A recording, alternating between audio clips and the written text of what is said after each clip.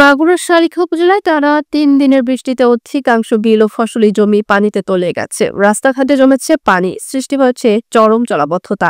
এতে জনজীবন হয়ে পড়েছে বিপর্যস্ত। পানি নিষ্কাশনের সুষ্ঠু ব্যবস্থা না থাকায় অল্প বৃষ্টিতেই তলিয়ে যাচ্ছে সড়কগুলো। টানা বৃষ্টির ফলে মরিচ, সবজি ও সদ্যরোপিত আমন ধানের চারাগুলো ডুবে গেছে। এছাড়া অনেক এলাকার মাছের ঘের ও পুকুর পানিতে ভেসে যাওয়ায় কৃষকরা পড়েছেন দুশ্চিন্তায়।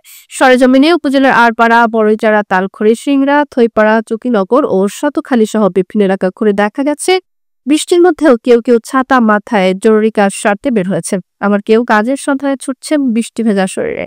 টানা বৃষ্টিতে নেমে এসেছে স্থবিরতা। দিনমজুর খেটে খাওয়া মানুষেরা পড়েছেন সবচেয়ে বেশি বিপাকে। আয় বন্ধ থাকায় পরিবারের খরচ চালানো ও সন্তানদের লেখাপড়ার খরচ জোগাতে হিমশিম খাচ্ছেন অনেকে। স্থানীয় চায়ের দোকানগুলোতে আড্ডা চলছে, তবে চাষাবাদ ও দৈনন্দিন কাজ বন্ধ থাকায় মানুষের মধ্যে অস্থিরতা ও ক্ষোভ দেখা দিয়েছে। কৃষকরা বলছেন, অতিবৃষ্টির কারণে ধান, মরিচ ও পাটের ক্ষেত ডুবে যাওয়ায় তারা চরম আর্থিক ক্ষতির মুখে পড়েছেন। লাগাইছিলাম আমরা সবই মার গেছে এই কয়দিনে বর্ষায়। হ্যাঁ, জাল বাগন টাগন সবই মার গেছে। পাটের অবস্থা খুবই খারাপ, পানিতে কাটা যাচ্ছে না। হ্যাঁ, এখন আমাদের খুব দূর অবস্থা।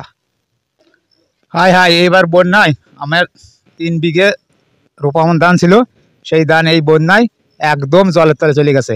এবং সবজি ছিল 15-45 শতকে, সেটাও একদম আর পুরো পানির তলে। হাই হাই, সারা বছর আমি কি নিয়ে বসতাল মানে খাবানে, সেটা আমি একদমই বিপদে পড়ে গেছি।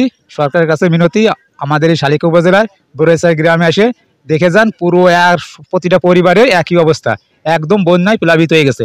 বাড়ি ঘরেও পানি ওঠে ওঠে ভাব, এরকম অবস্থা চলছে। আজকে যে কুটো কাটা নিয়ে সব বাড়ি চলে আসতেছি।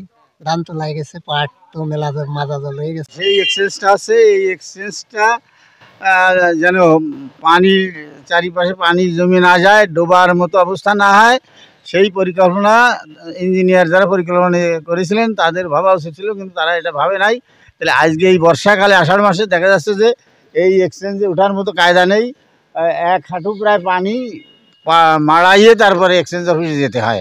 এইখানকার পানি নিষ্কাশনের কোনো জায়গা নেই, কোনো ব্যবস্থা নাই।